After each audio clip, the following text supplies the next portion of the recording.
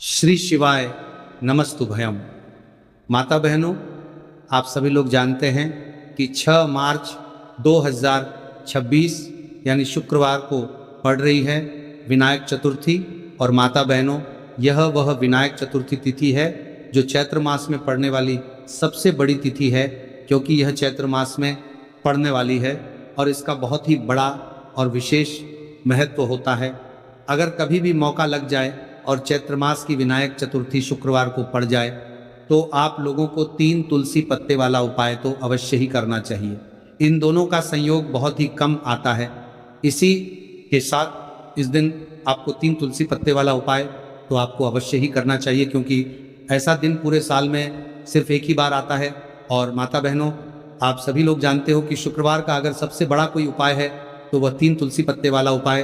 तो इस दिन को 3 तुलसी पत्ते वाला उपाय, तो इस चैत्र मास की विनायक चतुर्थी के दिन आप लोगों को इस 3 तुलसी पत्ते वाला उपाय को जरूर करना चाहिए। बहुत सारे लोग होंगे जिन लोगों ने इस उपाय को न किया हो, मतलब पूरा साल निकल गया, उन्होंने किसी भी दिन इस 3 तुलसी पत्ते वाला उपाय को न किया हो। लेकिन माता बहनों, आपके पास एक आखिरी मौका बचा हुआ है, जो कि 6 मार्च 2026 चैत्र मास की शुक्रवार के दिन है। तो इस दिन आप लोगों को इस वाले उपाय को जरूर कर लेना है। तो आपको इसको करने का वो फल मिलेगा जिसकी आपने कभी कल्पना भी नहीं करी होगी।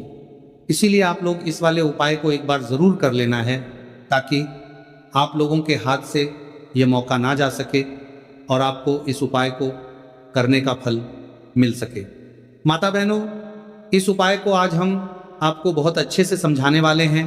इस वीडियो को देखने के बाद इस उपाय को समझने के लिए आपको कोई और वीडियो को देखने की ज़रूरत नहीं पड़ेगी। तो चलिए उपाय को शुरू करते हैं। देखिए, ये इस चैत्र मास के विनायक चतुर्थी के दिन ये इतना खास होता है, इतना महत्वपूर्ण होता है। देखा गया है कभी कभी बड़े बड़े पूजा पाठ अनुष्ठान से जो मनोकामना पूर्ण नहीं होते, वो चैत्र मास की विनायक चतुर्थी के दिन एक छोटे से उपाय करने से ही आपकी मनोकामना पूर्ण हो जाती है। और बहुत सारे लोगों ने इस उपाय को किया भी है और उनको इस उपाय को करने का फल भी जरूर मिला है। अगर आप लोग भी इस उपाय को करना चाहते हैं तो आप इस उपाय को पहले अच्छे से समझ लेना, सुन लेना, उसके बाद करना। आपको इस उपाय का फल जरूर मिलेगा। और इस उपाय को कर लेने से आपके घर में चाहे किसी भी प्रकार की दुख और समस्या क्यों ना चल रही हो, आपको उसका कारण भी नहीं पता है कि भाई ये समस्या किस कारण से चल रही है, उसका कुछ भी कारण हो सकता है, जैसे पितृदोष हो सकता है या किसी भी तरह का मंगल दोष भी हो सकता है। तो इस दिन आप लोगों को ये वाला उपाय कर लेना है। ये एक ऐसा उपाय है जिस उपाय को अगर किसी विशेष दिन पर किया जाए तो भाई उस विशेष दिन का जो है वो तो हमें मिलता ही मिलता है। पर हमने उस दिन पर इस उपाय को किया है तो हमें उससे भी बड़ा फल मिलता है, और फल बहुत जल्दी मिलता है, क्योंकि आप इस उपाय को बहुत ही बड़े और विशेष दिन पर कर रहे हो। तो चलिए अब उपाय के बारे में बात करते हैं। लेकिन उससे पहले आप लोगों को ये जानना आवश्यक है कि आखिर यह उपाय यह करना है, किसको करना है और कैसे करना है। तो चलिए हम आगे आपको वीडियो में एक एक करके बता देते हैं। लेकिन उससे पहले अगर आप लोग हमारे चैनल पर पहली बार आए हैं या फिर मेरी आवाज़ आज पहली बार सुन रहे हैं तो हमारे चैनल को सब्सक्राइब ज़रूर कर लेना और वीडियो को लाइक करके कमेंट बॉक्स में श्री शिवाय नमस्तुभय ओम नमः शिवाय ज़रूर टाइप कर देना।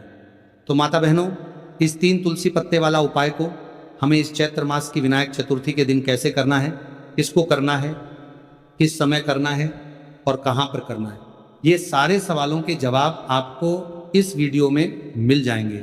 और जो ये वीडियो देखेगा भाई, उसको 3 तुलसी पत्ते वाला उपाय जरूर करना चाहिए, क्योंकि इस दिन एक तुलसी पत्ते का भी बहुत ही बड़ा और विशेष महत्व होता है। पर बात आ जाए 3 तुलसी पत्ते वाला उपाय की, तो ये सोने पर सुहागा वाली बात हो जाती है और ये एक बहुत ही बड़ा उपाय हो जाता है इस चैत्र मास की शुक्रवार विनायक चतुर्थी का। तो अब दोस्तों, इस 3 तुलसी पत्ते वाला उपाय को आखिर करना किसको है, सबसे पहले हम लोग वो बात जान लेते हैं। तो देखो, घर की जो बड़ी माताएं बहनें होती हैं उन माताओं बहनों में से कोई भी एक बड़ी माता बहन इस वाले उपाय को कर सकती है। और माता बहनों, अगर आप चाहे तो अपने घर में से सभी सदस्यों को भी इस उपाय को करवा सकती हैं। अगर किसी व्यक्ति की खुद की कोई मनोकामना है, खुद की कोई दुख और परेशानी है जो कि वह अपने लिए ही करना चाहता है, इस वाले उपाय को तो वह खुद अपने लिए भी कर सकता है। बाकी अगर कोई घर में से ऐसा है जो कि अपने पूरे घर परिवार की सुख और शांति के लिए ये वाला उपाय करना चाहता है तो भाई वो भी कर सकता है, उसमें भी कोई दिक्कत वाली बात नहीं है। कहने का मतलब यह है कि इस उपाय को हर एक सदस्य भी कर सकता है और पूरे घर परिवार के सदस्य के लिए घर की बड़ी माताओं बहनों में से कोई एक बड़ी माता बहन भी कर सकती है। माताएं बहनें अगर घर में उपस्थित ना हो या वो यह उपाय ना कर पा रही हो तो फिर घर का कोई बड़ा सदस्य भी इस 3 तुलसी पत्ते वाला उपाय को कर सकता है, चाहे फिर वो पुरुष ही क्यों ना हो, उसमें कोई भी दिक्कत वाली बात नहीं है। उसके बाद में जो अगला प्रश्न निकल कर आता है वो ये आता है इस उपाय को लेकर के, आखिर इस उपाय को हमें किस समय करना है, सुबह के समय करना है कि शाम के समय करना है।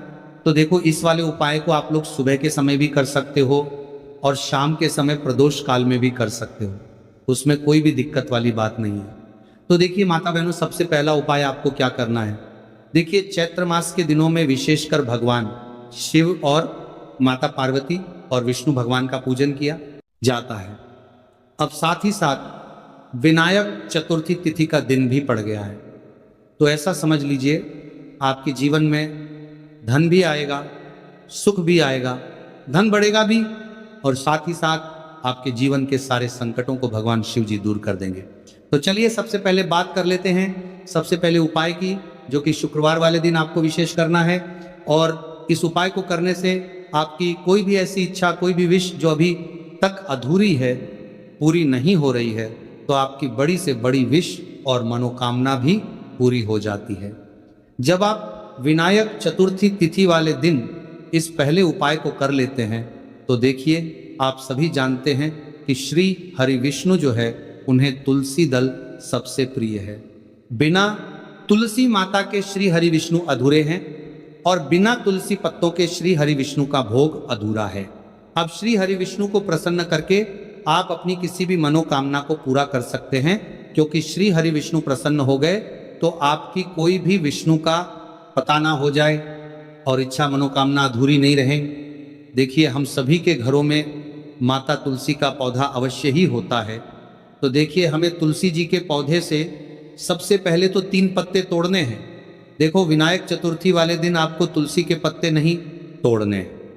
तो देखिए, तुलसी जी के आपको 3 पत्ते तोड़ लेने हैं और इन तुलसी जी के पत्तों को तोड़ने के बाद आपको 1 चुटकी हल्दी भी अपने साथ में लेनी है। हल्दी के अंदर आपको जल मिला करके पेस्ट के रूप में तैयार करना है और इसी के साथ में आपको एक दीपक भी लेना होगा। दीपक आप मिट्टी का भी ले सकते हैं, आटे का भी ले सकते हैं और इस दीपक में आपको शुद्ध घी डाल के इसमें आपको लंबी रुई की बाती का प्रयोग करना है। देखिए माता बहनों, आपके पास है 3 तुलसी जी के पत्ते हैं। तो पहला जो तुलसी जी का पत्ता है उस पर आपको सबसे पहले तो जो आपने हल्दी ली है उसकी एक बिंदी लगानी है।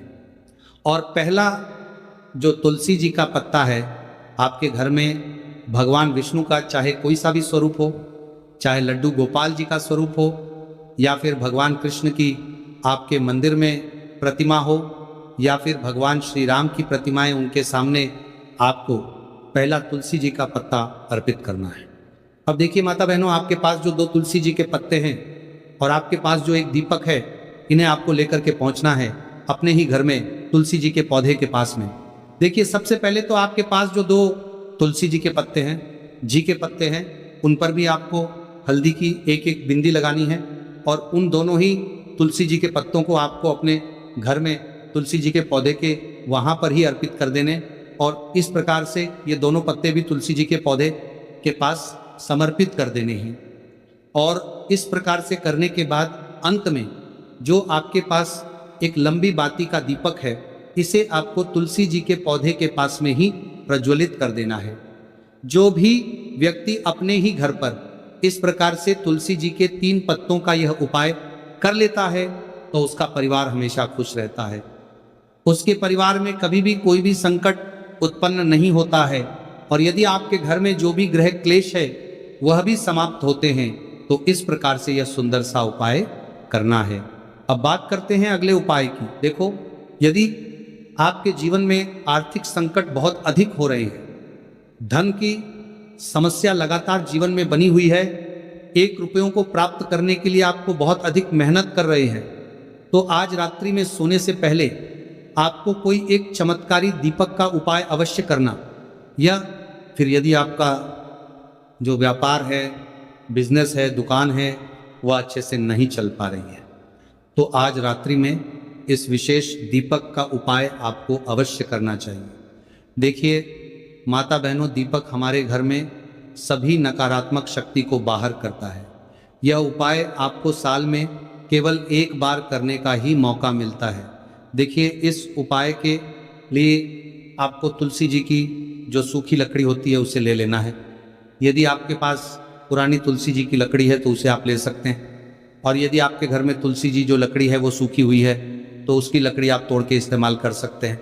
लेकिन आपको ध्यान रखना है कि सूर्यास्त से पहले पहले ही आपको ये जो तुलसी जी की लकड़ी है इससे अवश्य ही तोड़कर दे लेना है। तो इस उपाय के लिए आपको सबसे पहले तो एक मिट्टी का दीपक लेना होगा, चाहे तो आटे का दीपक भी ले सके, क्योंकि आटे का दीपक सभी दीपक में सर्वोत्तम माना गया है। इस दीपक के अंदर आपको शुद्ध घी का प्रयोग करना होगा और इससे दीपक के अंदर आपने जो तुलसी जी की लकड़ी ली है उसे भी रख देना है। लेकिन ये जो तुलसी जी की लकड़ी है इसमें आपको चारों तरफ अच्छे से घी लगा लेना है। देखिए, गुरुजी ने बताया है कि जो तुलसी जी की लकड़ी है, यदि आप उपाय करते हैं और बहुत ही शीघ्रता से जल जाती है, तो इसके लिए आपको एक कार्य करना है। आपको थोड़ी सी रुई ले लेनी है और उस रुई को आपने जो तुलसी जी की लकड़ी ली है उस पर अच्छे से चारों तरफ लपेट देनी है। तुलसी जी की लकड़ी के ऊपर रुई लपेटने के बाद इसे आपको पूरा घी के अंदर डुबो लेना है। अब इसे आपको बाती से पतन की आग के बीच में कारहे की पर देना है के रूप में प्रयोग करना है। अब दोस्तों, इस दीपक को आपको प्रज्वलित कहाँ करना है? तो इस दीपक को आपको या तो भगवान विष्णु के सामने प्रज्वलित करना होगा, या फिर आपको भगवान श्री राम के सामने प्रज्वलित करना होगा, तो लक्ष्मी के लिए प्रज्वलित करना होगा, या फिर भगवान कृष्ण के सामने, यानी कि भगवान विष्णु के जो भी अवतार हैं उनके सामने आप यह दीपक प्रज्वलित कर सकते हैं। या फिर आप इस दीपक को माता तुलसी जी के सामने भी प्रज्वलित कर सकते हैं कि जो भी व्यक्ति इस प्रकार से तुलसी जी की डंडी से यह दीप दान कर देता है उसके जीवन में कभी भी धन की समस्या नहीं होती है।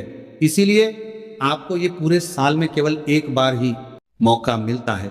इस उपाय को करके देखना, आपकी सभी इच्छाएं जरूर पूर्ण होंगी। ये जो उपाय है रात्रि में सोने से पहले करना है। ये उपाय करते सर्वश्रेष्ठ होने वाला है।